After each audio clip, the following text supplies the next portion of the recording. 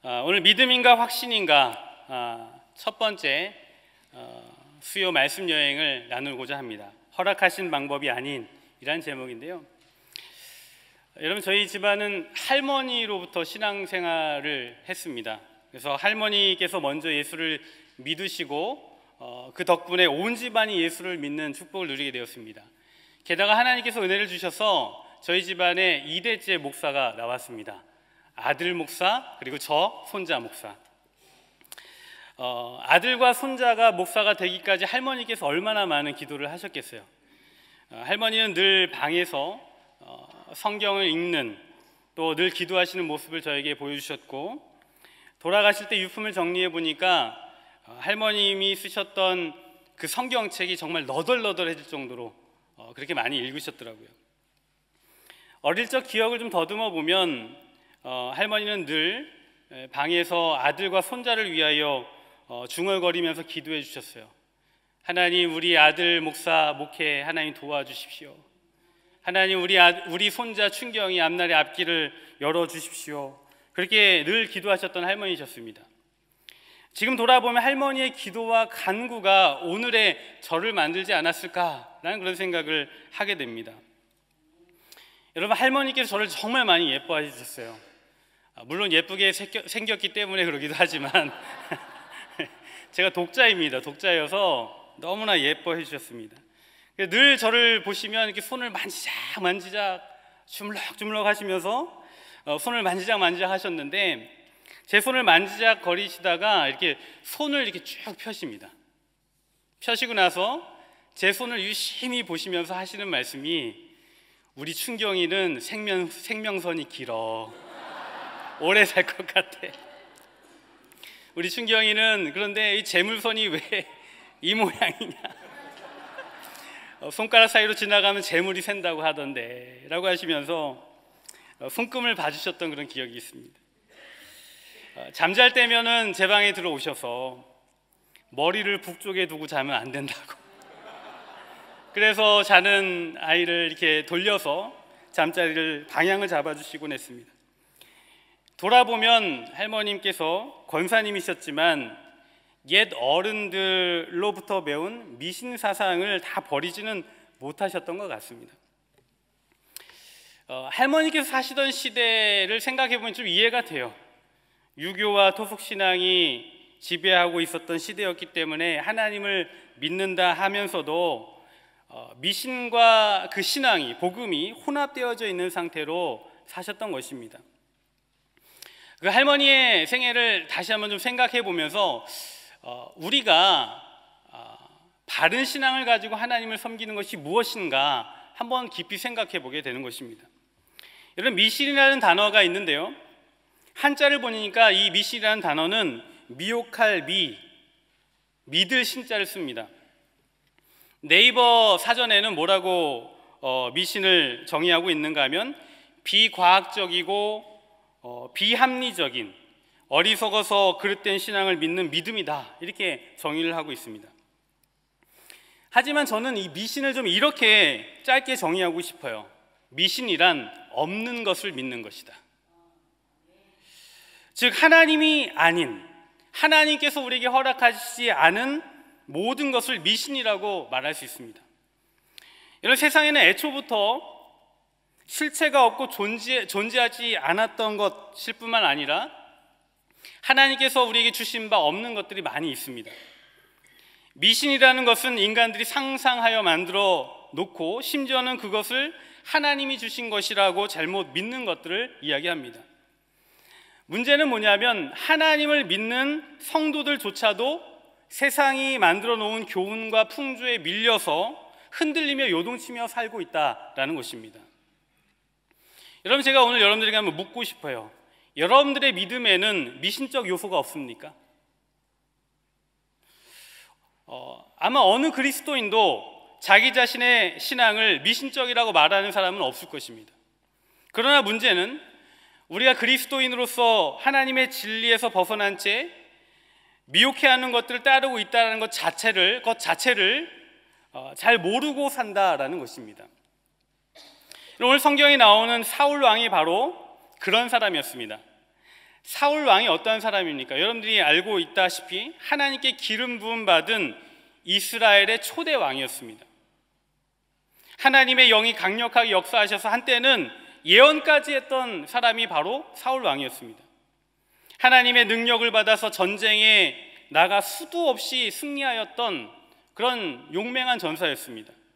그랬던 사울이 하나님께서 허락하지 않으신 미신들로 이상한 행동을 하는 것을 보게 되는 것이죠. 자, 우리 본문을 좀 자세하게 살펴보길 원합니다. 7절과 8절을 다시 한번 읽어보도록 하겠습니다. 7절과 8절입니다. 시작. 사울이 그의 신하들에게 이르되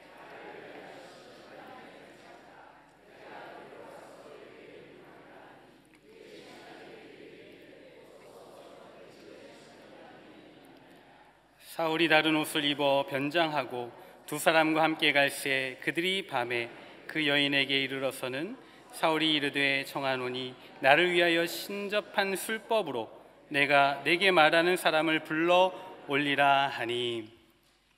여러분, 사울 왕이 하나님을 섬겼던 사울 왕이 엔돌의 신접한 여인을 찾아가서 신법한 술법으로 죽은 사람을 불러 올려달라는 요청을 합니다.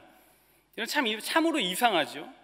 왜 그랬을까? 하나님을 섬겼던 사울 왕이 왜 그랬을까?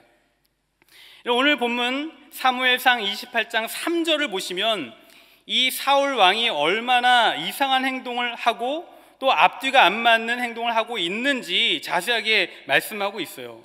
28장 3절에 보면 이렇게 나와 있죠. 한번 읽어보겠습니다. 3절입니다. 시작. 사무엘이 죽었으므로 온 이스라엘이 그를 두고 슬피 울며 그의 고향 라마에 장사하였고 사울은 신접한 자와 박수를 그 땅에서 쫓아내었더라. 자, 지금 3절을 읽었는데 여러분 3절 말씀을 보면 두 가지를 말씀하고 있어요. 하나는 뭐냐면 사무엘 선지자가 죽었다라는 것이고, 또 하나는, 두 번째는 사무엘 선지자가 죽었을 때 사울 왕이 신접한 자와 박수를 그 땅에서 쫓아냈었다, 이렇게 얘기하고 있습니다. 여러분, 히브리어 구문으로 보면 이 두 사건은 대과거에 속해 있습니다. 다시 말하면 무슨 말인가 하면 이 사건은 지금 일어난 사건이 아니라 과거에 일어났던 사건이에요. 사무엘이 죽은 것은 이미 사무엘상 25장에 나왔던 내용입니다. 25장 1절에 보면 똑같이 사무엘이 죽음에 온 이스라엘 무리가 모여 그를 두고 슬피 울며 라마 그의 집에서 그를 장사한지라. 다윗이 일어나 바란 광야로 내려가니라, 이렇게 기록하면서 이미 25장에 사무엘이 죽었다는 이야기를 했습니다. 분명히 25장 1절에 사무엘이 죽었다라고 언급했는데 28장 3절에 와서 다시 사무엘이 죽었다라고 지금 언급하고 있는 거예요. 그 사건을 다시 끄집어내고 있는 것이죠. 그리고 덧붙여서 사무엘이 죽었을 때에 사울 왕이 어떠한 행동을 했었는가 하면 신접한 자와 박수를 그 땅에서 쫓아내는 일을 했었다라고 언급하고 있는 것이죠.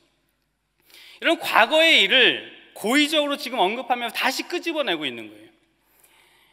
여러분, 과거의 일을 다시 들출 때에는 뭔가 이유가 있는 거예요.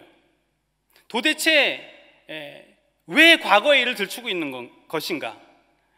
분명하게 그 과거의 일을 통하여서 말하고 싶었던 것이 있는 것입니다. 자, 사울 왕이 분명 사무엘이 죽었을 때 신접한 자와 박수를 그 땅에서 쫓아냈는데 그 쫓아냈던 장본인이 엔돌의 신접한 여인을 찾아가더라는 거예요. 정말 앞뒤가 안 맞는 행동을 하고 있고 왕으로서 정말 일관성이 없는 행동을 하고 있더라라는 것이죠. 그 이야기를 하고 있는 겁니다. 이런 사실은 이러한 일이 우리에게도 일어날 수 있는 거예요. 예수 믿는다 하지만 우리가 언제 어떻게 변질될지 모르는 것입니다. 여러분, 이상하지 않습니까? 사울 왕이 모세의 율법을 잘 알고 있었습니다. 신명기 18장 13절 14절에 보면 너는 내 하나님 여호와 앞에 완전하라. 네가 쫓아낼 이 민족은 길흉을 말하는 자나 점쟁이의 말을 듣거니와 내게는 내 하나님 여호와께서 이런 일을 용납하지 아니하시느니라. 신명기에 나와 있는 그 율법의 말씀을 이 사울은 알고 있었고 이에 순종하여서 온갖 신접한 자들을 다 쫓아냈었습니다. 그런데 오늘 본문에 보니까 엔돌에 신접한 여인을 찾아갔다라는 거예요. 너무나 앞뒤가 안 맞고 너무나 부자연스러운 것 아니겠습니까? 여러분, 하나님께서는 길흉을 말하거나 점치는 자를 찾아가는 것을 금지하셨습니다. 왜냐하면 미신이기 때문입니다. 없는 것이기 때문입니다. 하나님께서 허락하지 않으신 것이기 때문입니다. 애초부터 하나님이 온 우주의 주관자이시고 미래의 주인이시므로 기흉을 말하고 미래를 점치는 것은 허락된 일이 없는 것입니다. 그러므로 없는 것을 쫓아 사는 것 자체가 미신이 되는 것이죠. 여러분, 미국에도 점집이 있나요?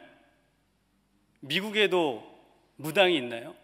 제가 잘 모르지만 한국에 가면 무당과 점집이 참 많습니다. 그런데 문제는 뭐냐면 교회 권사님들이 점치러 많이 간다는 겁니다. 어느 날 한 교회 권사님이 집안에 우환이 있는 겁니다. 하는 일마다 안 되고 건강도 안 좋고 자녀들 사업도 잘 안 풀리는 것 같고, 그런데 이웃집 아줌마가 이야기하는 거예요. 자기가 아는 무당이 있는데 정말 용하다라는 거예요. 그래서 권사님이 무당집을 찾아갔습니다. 무당집에 들어서자마자 무당이 아주 매서운 눈빛으로 쳐다보면서 예수쟁이가 왔구만 그러더라는 겁니다. 이 권사님이 너무 가슴이 철렁 내려앉아서 내가 교회 권사인지 어떻게 알았지? 라고 하면서 너무나 알아맞추는 것이 신기하고 용해서 그날 그 권사님이 복채 많이 주고 그리고 액땜을 했다라는 이야기가 있습니다. 여러분, 그런데 그 삶이 바뀌었을까요? 바뀌지 않았습니다. 알고 보니까 이웃집 아줌마가 미리 교회 권사라고 얘기해줘가지고 그랬다라는 거죠. 여러분, 분명히 이상한 일입니다. 예수 믿는데, 하나님을 믿는데 신접한 자를 찾아가고 다른 것을 추구하는 것, 뭔가 앞뒤가 안 맞는 것입니다. 신접한 자와 박수를 그 땅에서 쫓아냈던 사울이 신접한 여인을 찾아갑니다. 도대체 왜 그랬을까? 사울 왕에게 무슨 일이 일어난 것일까요? 여러분, 사울 왕이 미신을 쫓아간 이유를 가만히 생각해 보면 그럴 만한 이유가 있습니다. 첫 번째는 뭐냐면 목을 조여오는 외적인 압박이 있었다라는 거예요. 자, 사무엘상 28장 4절에서 6절 한번 읽어보도록 하겠습니다. 28장 4절에서 6절을 한번 같이 읽어보겠습니다. 시작. 블레셋 사람들이 모여 수넴에 이르러 진침해 사울이 온 이스라엘을 모아 길보아에 진쳤더니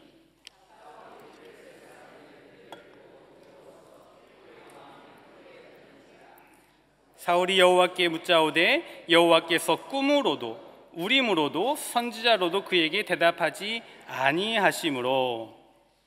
자, 여기에서 블레셋 사람들이, 적군들이 진을 쳤는데 수넴이라는 곳에 진을 쳤다라는 거예요. 여러분, 이스라엘 평야 근처에 잘 알려져 있는 곳이 바로 이 수넴이라는 지명입니다. 블레셋이 수넴에 진을 쳤다라는 것은 이스라엘이 지금 매우 위험한 상황에 처해 있다라는 이야기예요. 이스라엘 평야는 이스라엘을 동서로 가는 허리와 같은 곳으로 이스라엘 평야를 점령하면 블레셋은 사울의 수도가 있는 기브아를 북쪽과 서쪽에서 동시에 칠 수 있는 조건을 갖게 됩니다. 뿐만 아니라 북쪽에서 다른 나라로부터 지원군이 온다 하더라도 그것을 차단할 수 있는 중요한 요지를 점령하게 되는 거예요. 그래서 한마디로 말하면 중요한 길목을 장악당하고 아주 위험한 상황에 처해 있게 된다는 것입니다. 사울은 이 상황이 너무나 두려운 상황이었어요. 그래서 5절에 보니까 사울이 블레셋 사람들의 군대를 보고 뭐 했다고요? 두려워했다라는 겁니다. 그의 마음이 크게 떨렸다라고 말하고 있습니다. 인생에 퇴로가 없는 것입니다. 두려운 것입니다. 두 번째 사울이 처해 있던 상황이 어떤 거냐면 견딜 수 없는 정신적, 영적 두려움이었습니다. 이런 6절에 보니까 이렇게 나와 있죠. 사울이 여호와께 묻자오되 여호와께서 꿈으로도 우림으로도 선지자로도 그에게 대답하지 아니하심으로. 자, 먼저 이 우림으로 대답하지 않으셨다라는 것이 무엇인가? 여기서 우림이라는 것은 조금 우리에게 좀 생소할 수는 있겠지만 구약시대 대제사장이 입는 의복 중에 가슴에 다는 흉패가 있었습니다. 판결 흉패. 이게 우림과 둠밈이라는 것이었는데 빛과 어둠을 상징합니다. 근데 대제사장이 판결을 내리거나 하나님께 물을 때 그 흉패 안에 있던 우림과 둠밈을 사용했다는 거예요.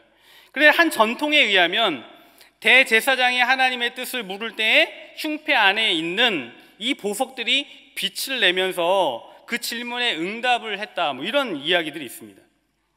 사울 왕은 당시 이스라엘 백성이 하나님의 뜻을 물을 때 사용했던 우림으로 하나님의 뜻을 구하려고 하였지만, 그러니까 하나님이 허락하신 합법적이고 정상적인 방법으로 하나님의 뜻을 구하였지만 그에게 대답하지 않으시더라는 것입니다.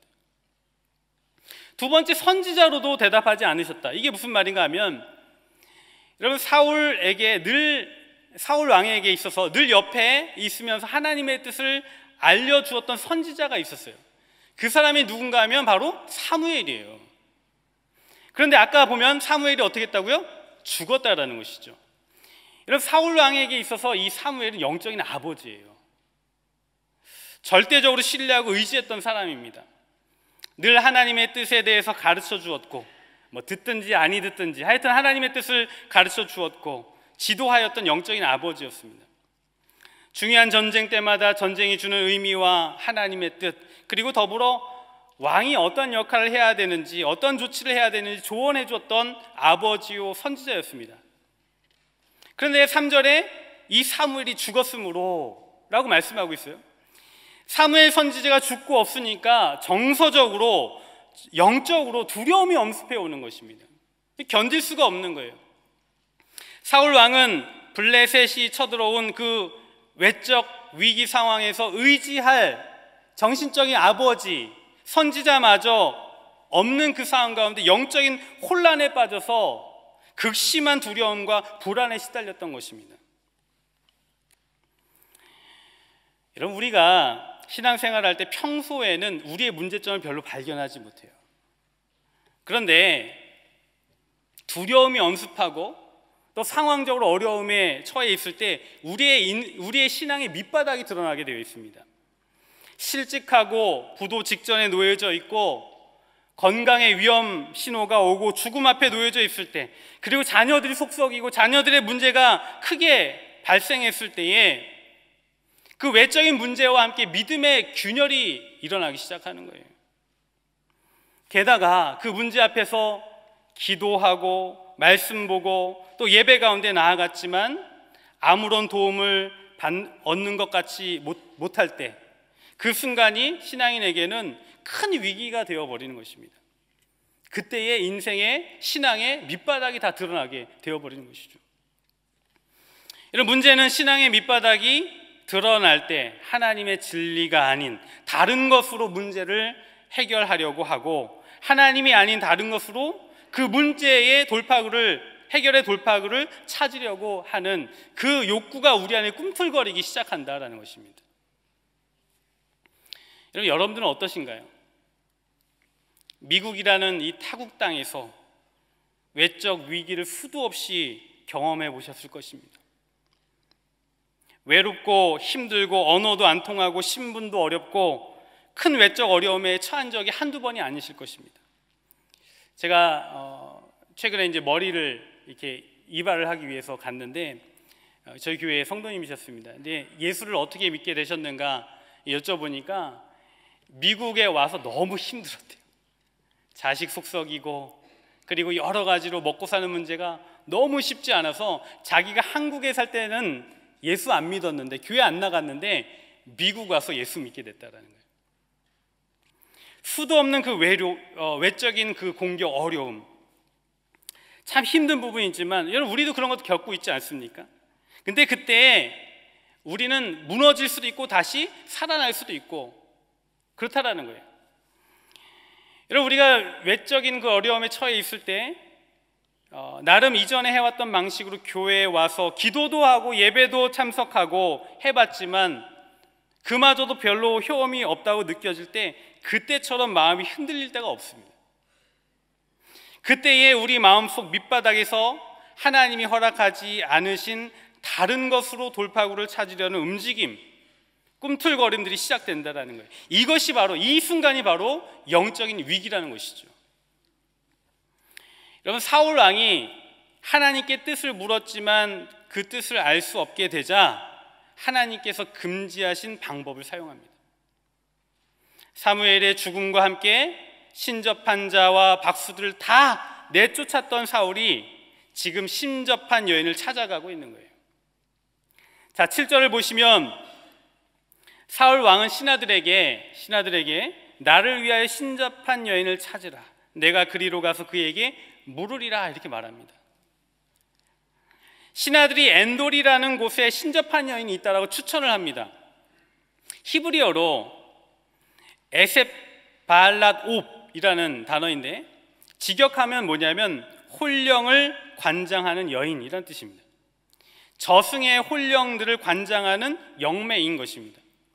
8절을 보시면 사울 왕이 신하들에게 소개받은 이 엔돌에 신접한 여인을 찾아갑니다. 밤에 왕복이 아닌 다른 옷으로 갈아입고 변장하여서 엔돌에 신접한 여인을 찾아갑니다. 그리고는 내가 내게 말하는 그 죽은 자를, 그 죽은 사람을 불려올리라, 그렇게 요청을 합니다. 우리가 외적으로 영적으로 위기에 봉착하고 도무지 내게 답이 없다 여길 때 위기의 돌파구를 찾기 위하여 하나님이 아닌 다른 것을 찾으려고 하는 것, 그것을 우리는 조심해야만 합니다. 하나님이 아닌 다른 것을 믿음의 대상으로 만들고 의존하는 것, 그것이 미신이고 우리는 그것을 조심해야만 하는 것입니다. 여러분, 지금 21세기를 살아가는 이 시대 우리 성도들, 우리에게는 어떤 것이 미신일까요? 우리가 쫓아 사는 미신은 무엇일까요? 위기의 순간에 쫓고 있는 하나님이 아닌, 하나님이 허락하지 않으신 것을 쫓는 그 무엇은 무엇일까요? 여러분, 이 시대에 우리가 쫓고 있는 미신은 첫 번째는 하나님이 아닌 다른 것으로 하나님을 대체할 수 있다고 생각하는 것, 그것이 미신입니다. 여러분, 성경에 이 세상에서 하나님과 유일하게 라이벌이라고 말하고 있는 것이 하나 있어요. 그게 뭔지 아십니까? 이 세상에 하나님과 견조, 하나님과 라이벌이 될 만한 것이 있다라고 딱 하나 이야기하십니다. 뭔지 아십니까? 돈입니다. 돈. 마태복음 6장 24절에 보면 너희가 하나님과 재물을 겸하여 섬기지 못하느니라. 하나님과 라이벌이라는 것이죠. 이 말은 사람들이 재물을 하나님과 동급으로 여기고 섬기고 있다는 것입니다. 하나님을 대체 가능한 것이 바로 돈이라고 생각한다는 것입니다. 실제로 세상에서 재물은 하나님입니다. 우리가 전능한 돈으로 뭐든지 할 수 있다라고 믿고 살지 않습니까? 그래서 할 수만 있다라면 돈을 끌어 모으는 일에 인생을 다 투자합니다. 돈이 우리에게 기쁨도 주고 우리에게 행복도 주고 모든 것을 가져다 줄 수 있다라고 믿고 그것에 투자를 합니다. 그러나 이 믿음은 미신이라는 것이죠.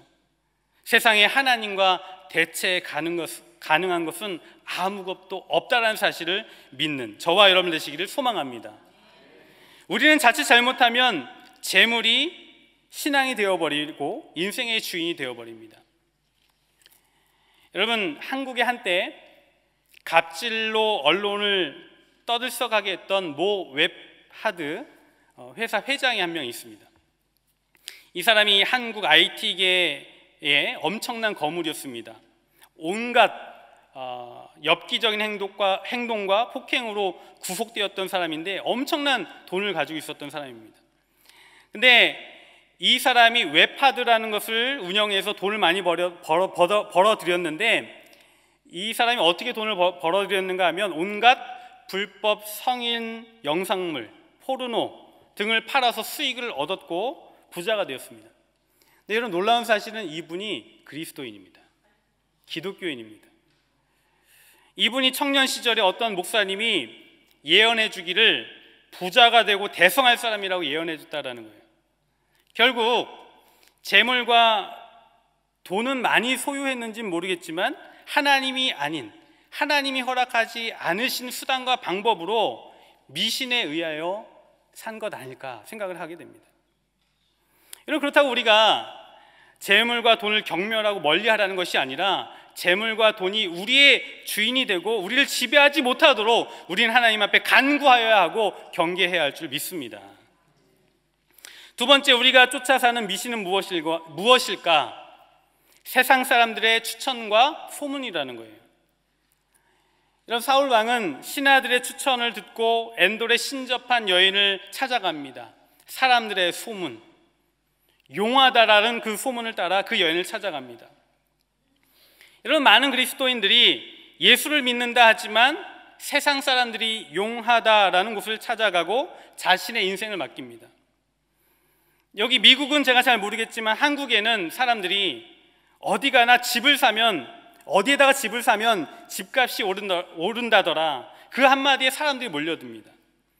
부동산의 소문을 따라 사람들이 이리 몰리고 저리 몰리고 하는 그런 현상이 일어납니다.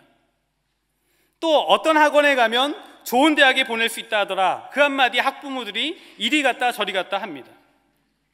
그리스도인들이 이렇게 용하다라는 여러 가지 소문을 따라 몰려다니는 것이죠. 여러분, 우리가 이 세상의 소문이 아니라 예수의 소문을 따라 살기를 주님의 이름으로 축원합니다. 근데 참 이상한 것은 왜 예수의 소문에는 귀를 기울이지 않는가? 이게 참 의문이에요. 여러분, 우리 주변에 이런 소문이 났으면 좋겠어요. 베델교회 가면 은혜 받는다. 아멘이십니까? 베델교회 가면 인생이 뒤집어진다. 베델교회에서 제자훈련 받으면 하나님을 만난다. 이런 소문이 나는 역사가 있기를 간절히 소망합니다. 근데 왜 이런 소문은 안 날까요? 왜 이런 소문은 안 낼까요? 여러분, 소문 좀 내시기 바랍니다.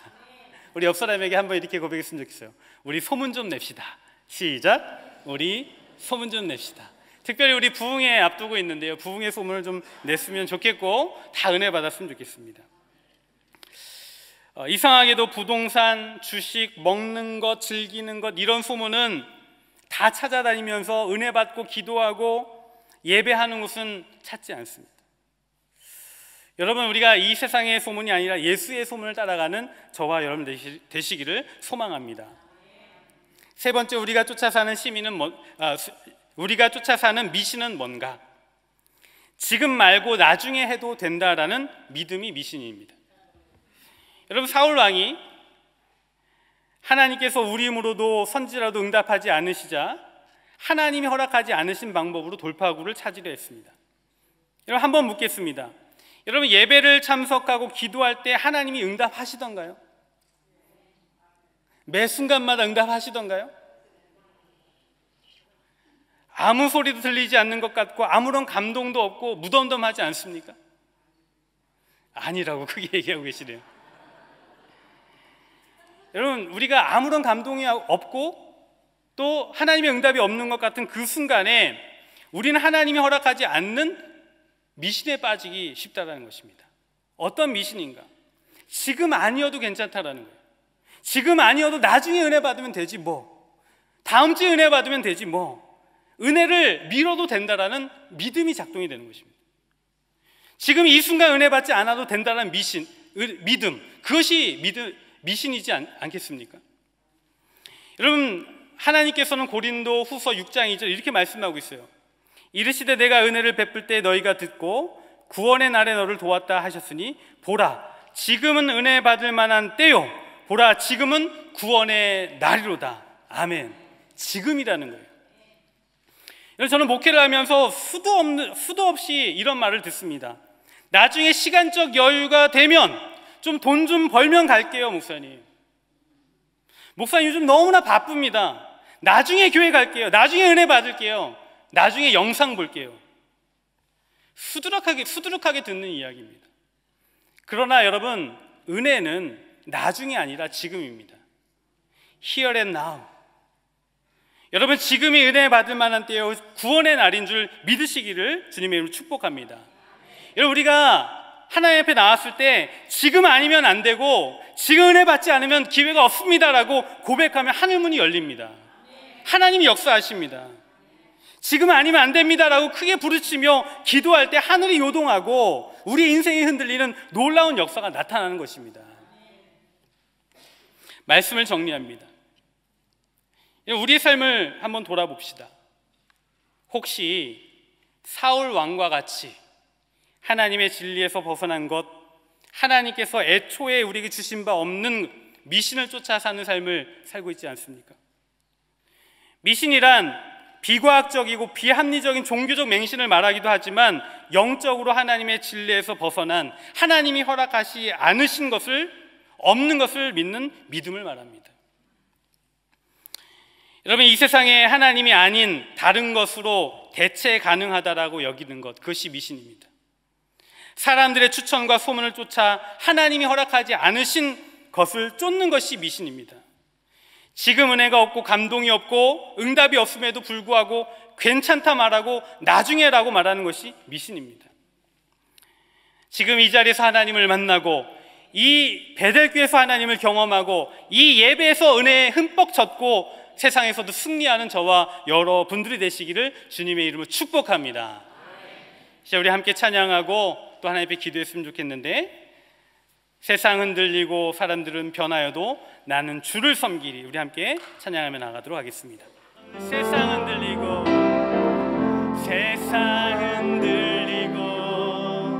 사람들은 변하여도 나는 주를 섬기리.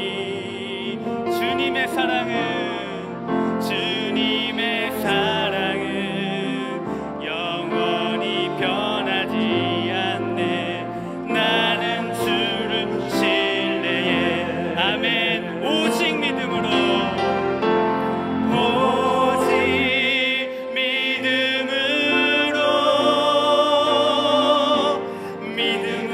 내가 살리라.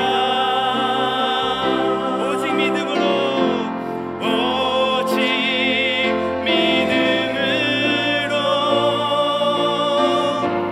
믿음으로 내가 살리라. 다시 한번. 세상은 들리고 사람들은 변하여. 아멘. 나는 주를 섬기리. 주님의 사랑은 영원히 변하지 않네. 나는 주를 신뢰해. 아멘. 믿음으로 고백합니다. 오직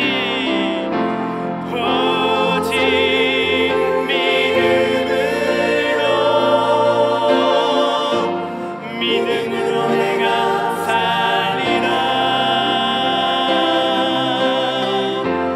오직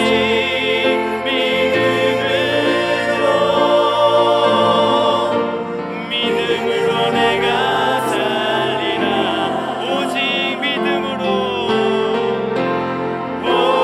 오직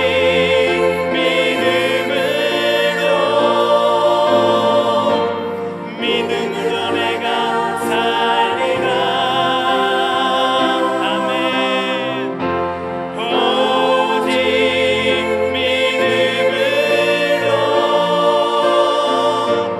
믿음으로 내가 오직 의인은 믿음으로 말미암아.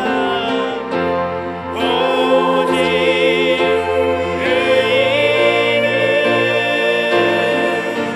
믿음으로 말미암아 살리라. 오직 의인은 믿음으로 내가 살리라.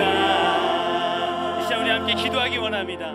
여러분, 이 시간 지금 아니면 안 됩니다. 하나님, 내게 믿음을 주옵소서. 이 시간 그런 마음으로 함께 기도하기 원합니다. 하나님, 우리가 세상에 하나님을 대체할 만한 것들을 쫓아 살았고 사람들의 소문을 쫓아 살았습니다. 지금 은혜가 아니어도 괜찮다는 마음을 가지고 살았습니다. 하지만 우리가 하나님만 섬기기를 원합니다. 하나님의 것만 취하며 나아가기를 원하오니 우리에게 은혜를 베풀어 주옵소서. 이 시간 주님의 이름 한번 힘차게 부르짖고 간절히 기도하며 나아갑니다.